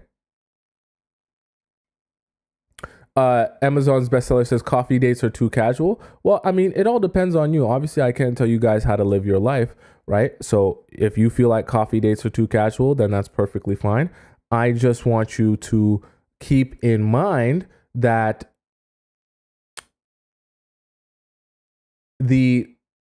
my own personal feelings is that the initiative is more important than where he actually plans on taking you. I know some other people like Shiro will tell you, get him to invest $1,000, get him to invest as much money as he possibly can, get him to spend thousands of dollars on you the first time he sees you. That's fine. That's a different perspective. I like to focus more on the emotion and the relationship and the connection. And I think that the aspect of a man taking initiative shows that he is interested in you genuinely and that he wants to grow and build the relationship, right? That is not necessarily a financial investment, but that's an emotional investment that can lead to a financial investment. You understand what I'm saying? You'll never be able to realize if a man would take you out for $1,000 date if you turn down the coffee date that could have turned into $1,000 date down the line. Do you understand what I'm saying? There are men who might take you on $1,000 date, but at least want to take you on a coffee date to see if they like you first. But they're still willing to take the initiative of taking you out and spending time with you. This is why I say it can be anything that I talk to you guys about, I always talk to you guys about balance. I never want you guys to be so focused on doing one thing extreme that you never take into account anything else. As soon as you start thinking with an extreme mindset, you'll always lose sight of the bigger picture. You understand what I'm saying? So him spending thousands of dollars on you, buying you gifts, doing amazing stuff for you, that's great. It is great. It's awesome. That's investment. That's so good. But you also want to make sure that he's not just spending money on you as a way to mask the fact he doesn't actually want to be with you. He just wants to use you for his pleasure. And in exchange for using you for his pleasure, he's going to spend some money on you.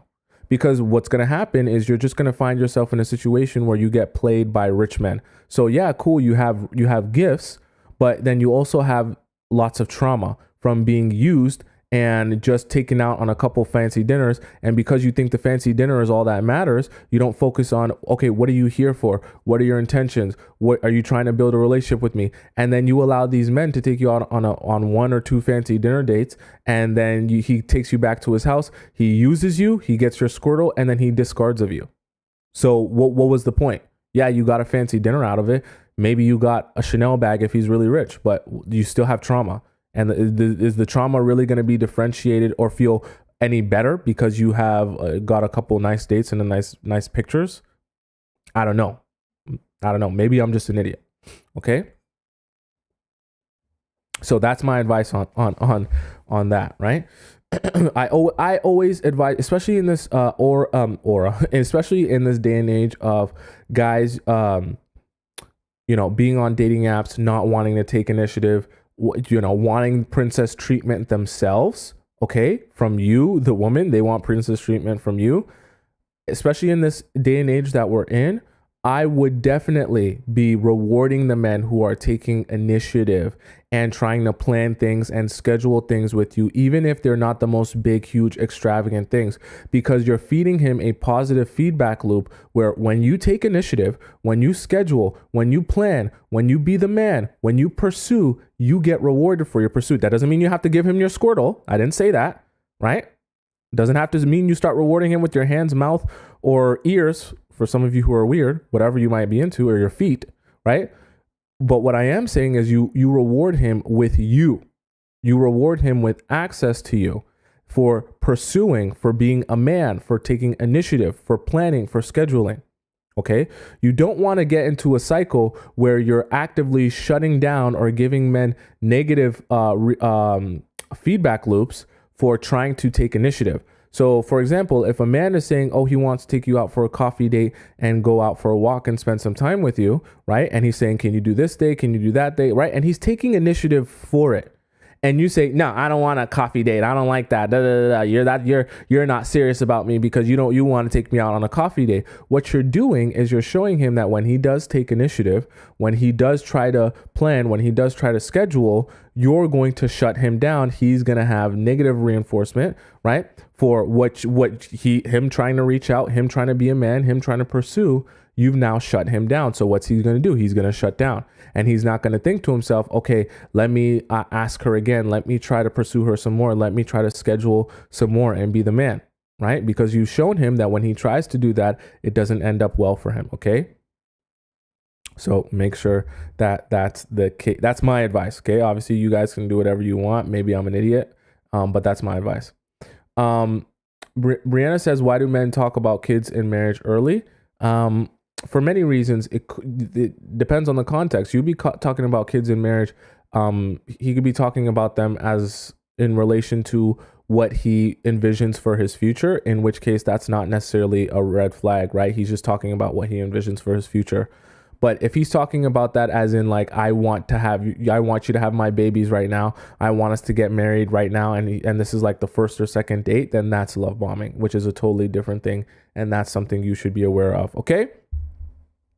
Right. Okay. So let's hop right into the Discord. It's Discord time. I make a new song every day. It's Discord time. Okay, it's Discord time. Okay, it's Discord time. Okay, Discord time. It's Discord time. It's Discord time. It's Discord time. All right. Let's hop into the Discord. I hope you guys have brought your questions into the Discord. For those of you who don't know how to send your question into the Discord. Please make sure that you hop, if you're on YouTube, you go down into the bottom of the description. You'll see my Discord link there. You can join the Discord and ask your question. If you want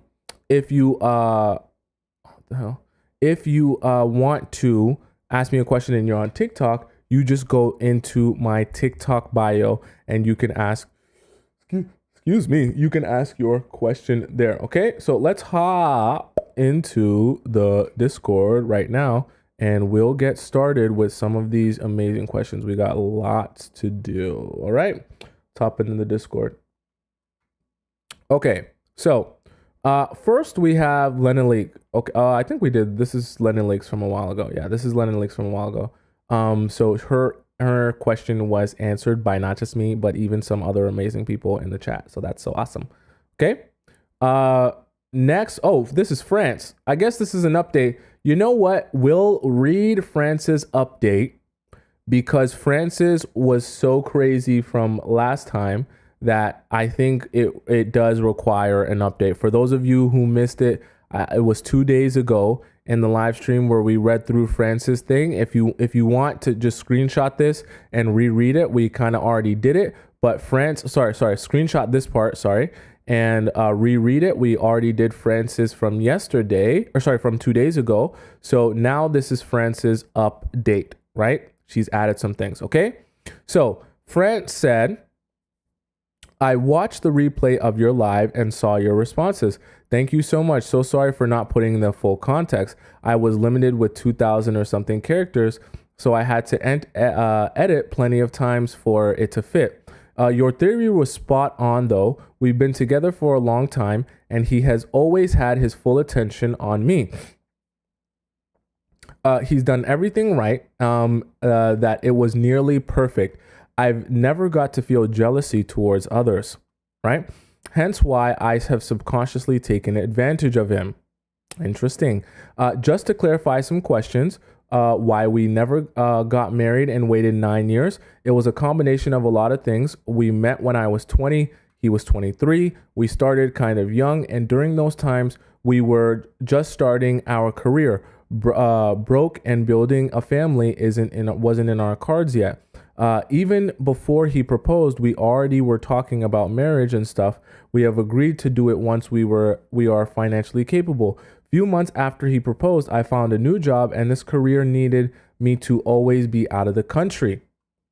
It was also my dream career, so I talked to him if we could wait maybe a year until finally settling into my job. He was very understanding about it. We already lived together since we got engaged.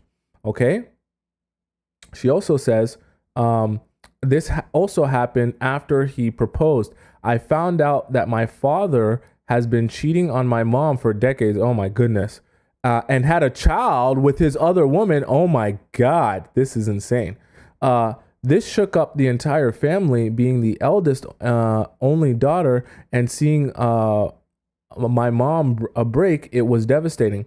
Although his cheating wasn't new to me, when I was young, I would always see them fight all the time. Yet my mom would always tell me that my father is a good man and would never ever make a random girl pregnant. I was so broken, and because of it, I lost faith in marriage. I was traumatized and scared that it might happen to me too. Of course, was with me all through this pain, and I was clearly open to him that now I'm scared to get married. I wanted to go to therapy, and he was very supportive. He said he'd wait.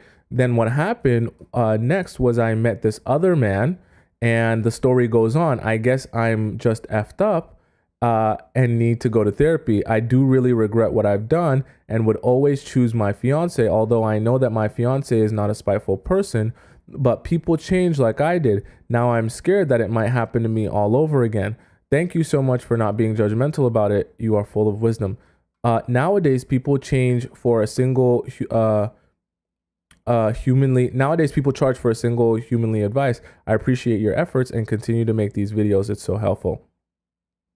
So thank you, France, for your story. By the way, if you guys missed France's story, please go back and you can just screenshot it here, or you can, I'll leave it here for you guys to screenshot each part, and then you can reread it over again because we already did the first half. So in this second half, friends, I appreciate you giving us clarity on something, because I know it was such a big story in the live chat and in the stream. This is like, Players Club lore right here, because you're like etched in history as like one of the craziest stories we've ever had on here.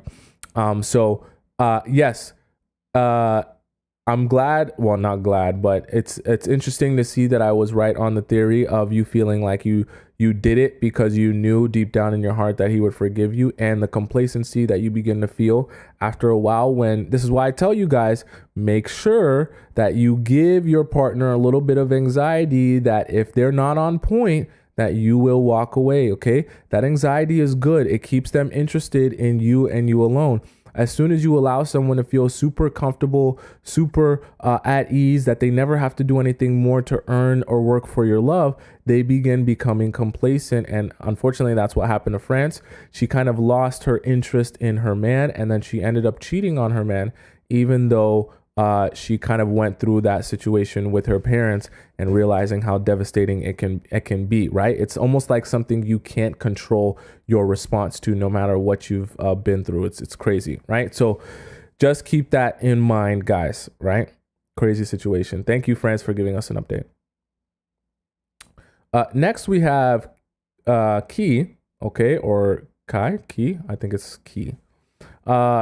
So Key asks how to tell if a guy finds me physically attractive. Key says, hi, I'm a 30-year-old female and single, and can't tell if men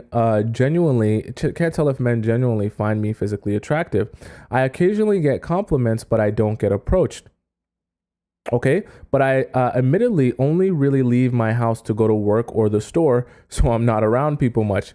I've been told by numerous people, mostly women, that I'm very attractive, but since I don't get approached or experience any pretty privilege, I have a hard time believing that. Okay, with that said, I feel I feel weary about an attractive man telling me he finds me attractive. The only history I really have of it happening is our date is on dating apps, which I've sworn off for a list of reasons. So I feel like there's a high probability they were just telling me that they were just telling me what they thought I wanted to hear, in hopes of getting pineapples or at least some pics of me, neither of which I gave.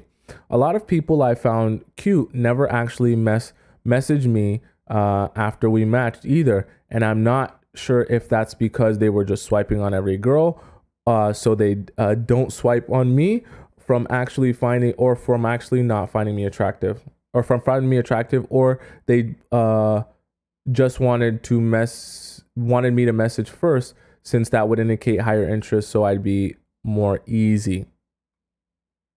It's hard because I find myself attractive now. I've lost weight, so I'm feeling a lot more confident about my appearance, but I don't want to be arrogant, delusional about it. I think it's just because I find myself attractive, so everyone else does. I know it's a positive mindset to be in, but I don't want to get played by a guy out of my league for thinking he wants me when he really doesn't. So is there a way to tell if a guy genuinely finds me physically attractive? Okay, Key, I think this is an interesting question, and I want you as women to give your advice or perspective to Key as well. I don't just want it to be me talking as if I know everything. So, Key, what I'll say to you is, I think in your situation, if other people are saying that you're attractive, you need to start taking other people at their word, because they see you more than you see you. So if you're hearing that constantly, then there's something to that. And you saying that you don't experience pretty privilege, well, you also said that you rarely leave your house, okay? You only go to work and go to the store. It would be slightly inappropriate for your coworkers to constantly be complimenting you or doing, going over the top with it. And going to the store, I mean, how many times are you going to have someone approach you at the store? it's just not going to happen. So you actually need to step outside of your house more in order to really see if if your theory is true that you don't experience any pretty privilege. I don't think you're out of your house enough to even know if that's true or not. I also think that your mind can be focused on whatever narrative you've created in your mind. So if you feel that you don't experience pretty privilege, a lot of times you're only going to be able to see the examples of how you don't experience pretty privilege. However, it'd be very difficult for me to think that you would not experience pretty privilege, except everyone would say that you're very attractive. That doesn't seem to align with each other, right? And I know that's probably what's confusing for you as well. But if people are purposely going out of their way to tell you how attractive you are, that's not for no reason. Do you understand what I'm saying? And you can also be experiencing pretty privilege in ways that you don't realize because it's subtle, or you're just not thinking of that as pretty privilege. You understand? And so if you look in the mirror and you find yourself attractive, don't apologize for that. That's how you should feel about yourself. Because what happens is, it's not just about your physical traits that are attractive to people. It's also about your energy and your aura. So as you find yourself attractive, so does everyone else. Literally exactly what you said. As you look in the mirror and feel like you're attractive and people would like you and be interested in you, that's what you project outwardly. You begin to have confidence in yourself, in your looks, in your ability to attract a guy. And so when a guy is interested in you, you're not surprised or shocked that he's interested in you. You actually feel like that's the norm. And when you feel like that's the norm, you act like it's the norm, and the guys treat you as if you're so valuable that it's normal for guys to want to chase after you. Okay, and they approach you like that. When they see that you're so hyped up about the fact that any single one guy would like you, what it tells them subconsciously is, oh, she must not be accustomed to guys chasing after her or desiring her. So what it also tells them is she must not have a lot of value if not a lot of guys are chasing after her or trying to be with her or desiring her. You understand what I'm saying? So they all kind of play a role in each other. Now, to answer your last question here, as it relates to telling if a guy genuinely finds you physically attractive, well, here's the thing. The only way they would, well, I wouldn't say the only way. When it comes to dating apps, guys can be swiping just for the quantity of women, right? They just want a large quantity of women. Now, if a guy finds you genuinely attractive, I would be basing everything that I think of genuine attraction based on real life interaction. So you probably need to get better in your flirting sense. It's like a seventh sense, right? Your ability to sense if someone is flirting with you indirectly, because that will tell you that someone finds you physically attractive. They're not going to be flirting with you if they don't find you physically attractive, especially if they don't know you. So I think honestly, you kind of need to work on your ability to understand if someone's flirting with you or not. Step outside of your house more. And this is my advice to you, because you're going to be like, how do I understand that better? Step outside of your house more. Go to places that aren't the club or the bar. Obviously, you stay off the dating apps. Go to any other place. Step outside of your house more. As you begin talking to people more, having more conversation with people in real life, you'll begin to develop the ability to sense if someone is trying to flirt with you or interested in you. And as you begin to develop that ability, you'll begin to understand, oh, you're talking to me because you're physically attracted to me, or, oh, you're doing this because you're physically attracted to me. I go to a gym where, I don't know, hopefully none of the people that I go to the same gym as are watching this, but I go to a gym where one of the guys who works at the gym, literally this happened today, where he comes around and there's one girl at the gym. She's an attractive girl. And so she's working out, and every time she goes in the morning, I go in the morning, and every time she's at the gym working out, this guy who's one of those staff at the gym, he'll come around, he'll check the equipment, and he'll give her a high five. And he doesn't give anyone else in the gym a high five except for her. Like, he'll come around and he'll make it a thing and he'll give her a high five. I'm there every morning, so I see it every morning. And obviously, he's not doing that if he finds her unattractive. Like, that's just part of the things that you have to start realizing in your brain, is that certain things people are going to say and do to you stems from their attraction to you. Okay. They're not going to be doing certain things or saying certain things to you if they're not physically attracted to you, but you need to be able to pick up on that sense. All right. So that was keys. Next we have Angie. Angie's question is, did we do this one? No. Angie's question is 35 female, 25 male, long distance relationship. It's been 7 months. He's hot and cold, but won't let me go. So Angie asked, we've been talking for over 7 months now. He's hot and cold. He will ghost me. Sometimes I'll let it go and move on. And then he comes back. Saw him last month. We hung out, which was so nice. Like we were an actual couple. We had amazing pineapples. But a week before I had to leave, he stopped talking to me and said he had personal issues. Okay.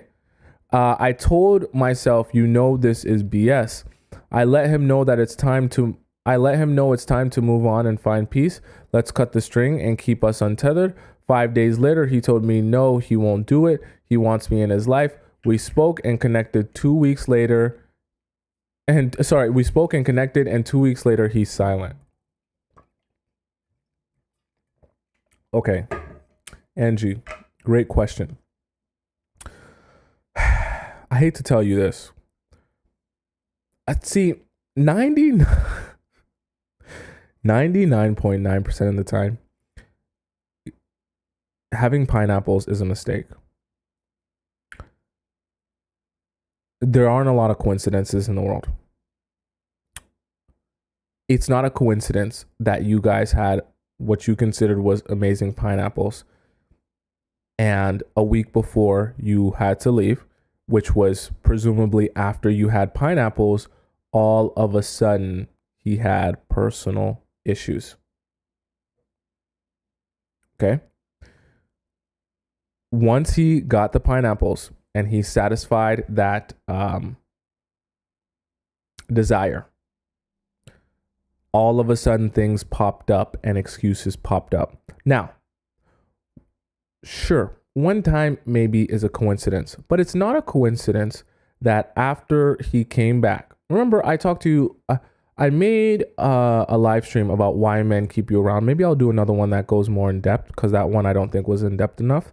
But for him to say 5 days later, he wants you in his life, what happens is the aspect of feeling like he's lost you because you said you're about to move on hurts his ego, because now he feels like you're not going to want to be with him anymore. That's an ego hurter, whatever, however you want to say it, okay? And so when you spoke and connected, he realized that he's back in your good graces and he can have access to you when he wants. The moment he realized he can have access to you again whenever he wants, he then came to the realization it's not necessary to continue talking to you, because his ego has been fulfilled with the fact that he was able to come to you, apologize, connect with you, say whatever he wanted to you, give you some sad sob story, and now you'll forgive him and want to be with him again. And so that's why 2 weeks later he goes silent, because you satisfied his ego by showing him that if he comes back after disappearing, that you'll forgive him and want to be with him again. It's like a vicious game that people play, and it's almost like a power game, right? He just wants to see that he still has power over you, that you're too desperate to let him go and let the situation go, and you have so little standards, or maybe his D game is so amazing that you will allow him to come back just by saying some random stuff about how he wants you in his life, okay? And so that's the problem with that. So my advice to you would be to actually just step away from the situation. You don't even need to say all of that. It's unnecessary. And I think honestly, especially with you say you've been talking for over 7 months. That's the problem with a long distance relationship, is I don't really know what talking means. Does talking mean texting all the time and FaceTiming or calling every now and again? Because you're not really getting to know someone that way. I know it feels like you're not really getting to know someone that way, unfortunately. The only way you can really get to know the real personality or character of a person and feel what it feels like to be around them is by spending real in-person time with them. So unfortunately, you weren't actually seeing him for 7 months. You saw him for however much time you actually spent in person, because you can call, text, and FaceTime someone to death, and then when you finally meet them, you get a totally different feeling than you felt when you were calling or texting them. That should tell you that meeting someone in real life is a very different experience from calling and even texting, from texting and even calling and FaceTiming them. Okay.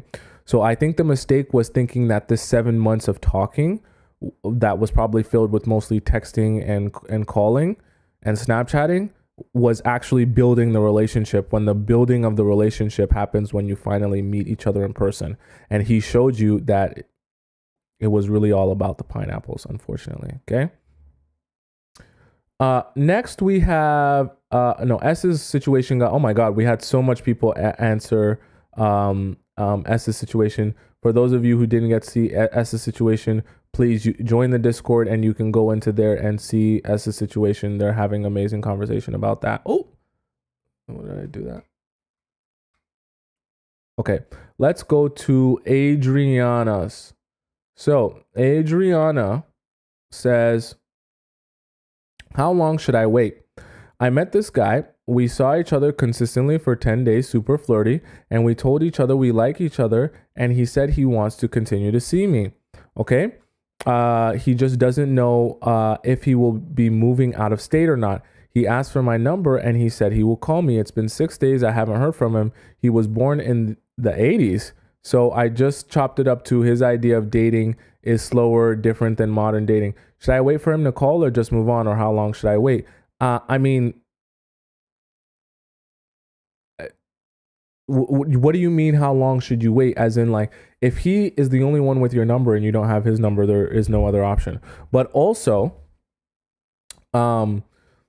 he asked for your number. Okay, so he's being the man. Okay, he's taking initiative. He said he would call you. Okay, that's what he said. If he cannot stick to his word, leave him be.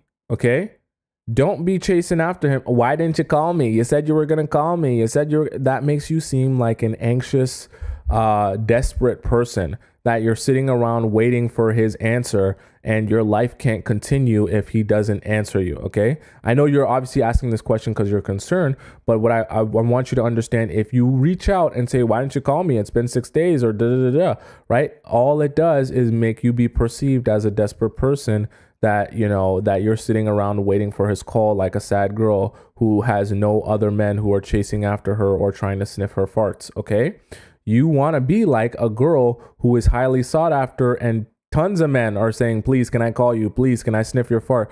Please, can I put my nose in your butthole? Like, you want to be embodying that type of energy. So if he doesn't call you in 6 days, by the time he does call you, you should be like, who is this? I honestly, who's talking right now?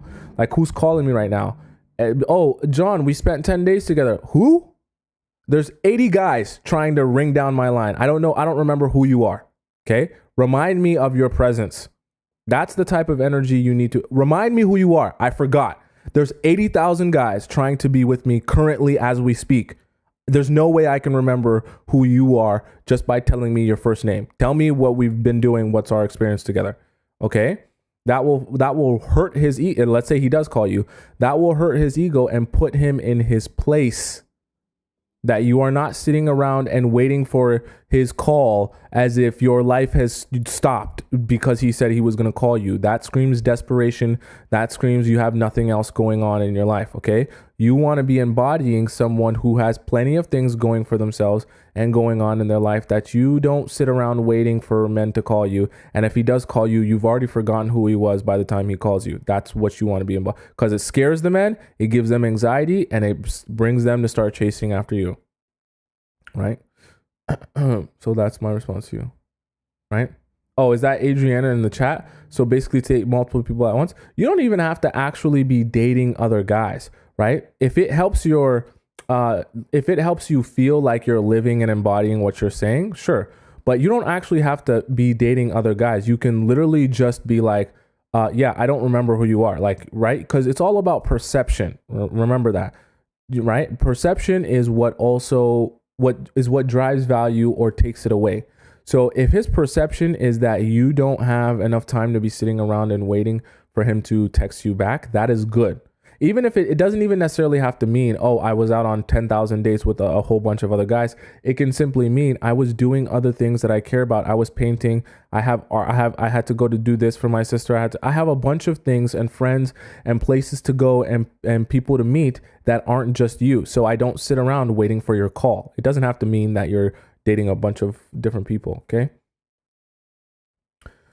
Oh, I see the message was deleted here, so I guess I can't answer it. If you guys delete your message, I can't answer it, so pretty straightforward. I think this one we did. Yeah, this is Lena Leaks, this that we did already. E says okay, E says he won't stop texting me about every little thing. This is probably gonna be interesting. Okay, so E says, hi, let me make sure. Okay. Hi, I've been seeing this guy. We text a lot, and we've got a 5-year age gap which isn't that bad. He's got a big boy job and all that while I'm still in college. Okay, nothing wrong so far. Now, the issue is we've gone on one date with another on Friday. It went super well. We get along very well, and it seems like he really likes me.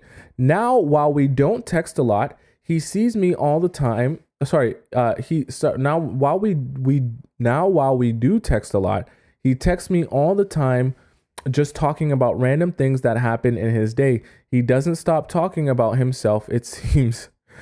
He asks how my day's been, but he just talks about himself a lot. He is confident, which I like, and compliments me all the time, but I feel like our conversations aren't really progressing past that guy at my job is messing up his line so bad.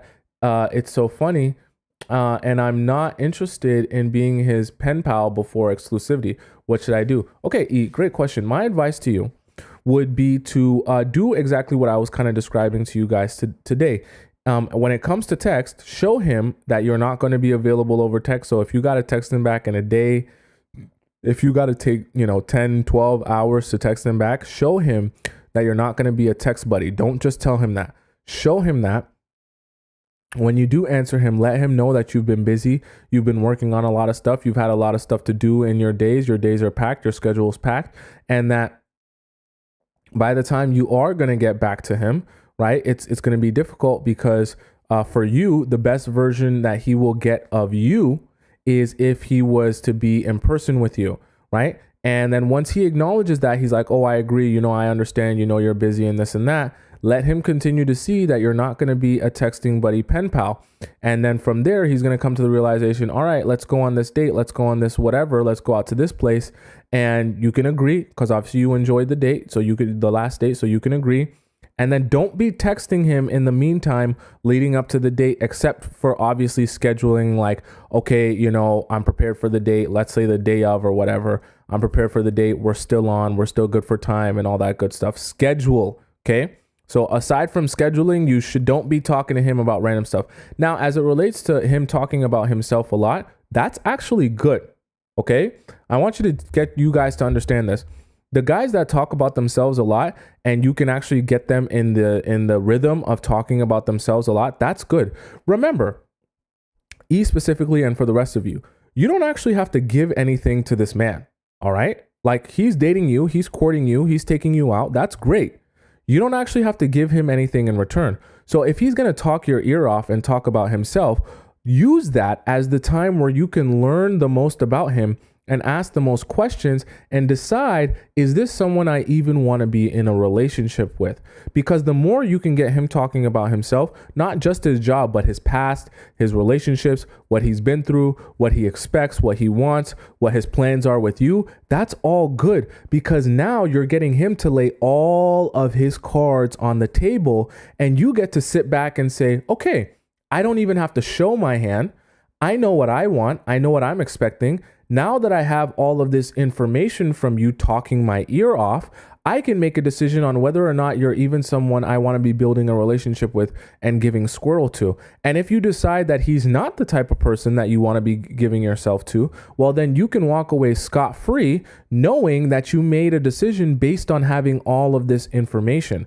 So my advice to you, E, is continue getting him to talk. Feed into that. Actually, do even a step further and make yourself seem as if you're so interested in everything he has to say about himself. That way, you can start manipulating the conversation and asking the specific questions that you want answers to, getting him talking about those things. That way you can be logging all of that information and get the answers you need to determine if he will be a suitable partner for you. Don't just sit back and let him take the conversation wherever he wants to take it and talk about whatever he wants. Steer the conversation by being strategic about the information that you need and want to know about him, and then get him to talk about those things. Don't just get him to talk about random stuff that you don't care about. Get him to talk about the stuff you do care about, and then let him talk your ear off, and then you have a whole bunch of information that you can utilize and make a decision with. Okay, so that's my advice to you, E. Next we have, let's see here. Next we have Jennifer. Jennifer's actually the last one we have here, okay? So Jennifer says, "Hi all, my crush became famous. Oh my God. Now he has 3 million followers. Chat. Let's see if we can tell who her crush is by what she's describing. I wonder if she'll give us some description. I like being nosy. Now he has 3 million plus followers. We follow each other on social media since I was supporting him early of his career.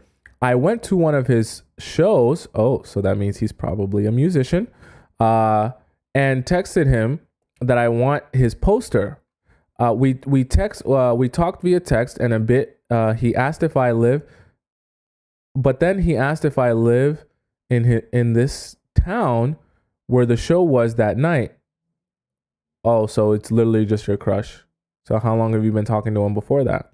But no, I live in the city. He told me to let him know when I get back to the city, he'll bring it to me. I don't know what I was thinking, but didn't reach out. Do you think he's interested? We text each other once in a while, but things are going nowhere. He told me to come to his show recently, but I wasn't able to go. How to approach him that I won't feel like I'm chasing? Should I go to his show more? How often? Should I let him know every time I'll go? Any advice? Thank you. My advice to you, Jennifer, is do nothing. Do way less than you're doing. So if he invites you to a show, yeah, sure, go to the show. Only go to the show based off of his invite. Okay, right? Don't go to the show based off of just the fact that he's having a show. And if you are going to the show, it better be that you're backstage and like actually seeing him. Not that you're sitting, in the general audience, like a loser and just watching him like you're one of his fans. Okay. If he's not trying to invite you to the show to give you special treatment, then he's not actually interested in you. He just wants you to be one of his fans, and spend all your time thinking about him. That's like an ego thing. Now, if he's actually trying to build a relationship with you, his way of inviting you to the show will be much more personal. Like, hey, you're going to come backstage. You're going to be here with me. You're going to be, we're going to go out later and things like that. That's totally different. If he's just telling you to come to the show and, hey, I'll pay for your ticket, you can be in general admission like a peasant, then he's not interested in you. Okay. So keep that in mind. My advice to you would be to do less, sit back and relax. If he's actually interested in you, he's got your number so he can text you. You don't need to be texting him. He knows what city you live in. He does you, so you don't be worried about all that. And If he really wanted to see you that badly, he would come see you even if he didn't have a show there. That's the thing with artists and musicians, is that a lot of times they like to do this thing where if they know they're going to be spending a lot of time somewhere, they'll get their individual girlfriends for all of those individual areas. So they'll hit up all of their individual girls whenever they know they're about to be in that specific area. You understand what I'm saying? Because they travel a lot. So rather than having a girlfriend that comes with them everywhere, they just have their individual girlfriends that live wherever it is that they're going to spend their time at that time. So just keep that in mind, Jennifer. That's the cycle. And if he's constantly asking you, yo, just hit me up whenever you're in the city, that's more so for he wants to see if he can make you that girlfriend in that city, that, you know, whenever he spends his time there, he can come use you and get what he wants from you and then go off back on his tour, you know, going place to place. Okay. If he really wanted to create a relationship and a bond with you, it wouldn't be focused on you just letting him know when you're in the city. It'd be more focused on actually building a bond with you outside of you just coming to his shows. So do less, actually do nothing. Let him reach out to you and show you what he wants from you. And if he's just asking you to come to his shows, he's not actually interested in you, especially if he's asking you to come to the shows, just be a peasant in general admission. Okay. He's not actually interested in you. All right. So that is it. That was where all our questions for today.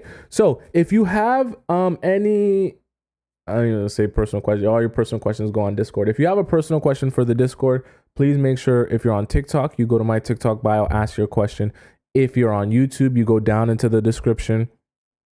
At the bottom, you click the Discord link and you can access the Discord from there. You can read all the past ones in the relationship advice forum because we've had some crazy ones, and you can even respond there as well. And you can have chit chat with all the amazing other women in there.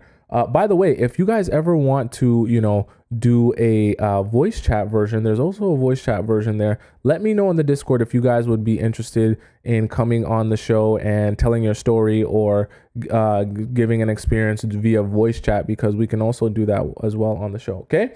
So that's that for today.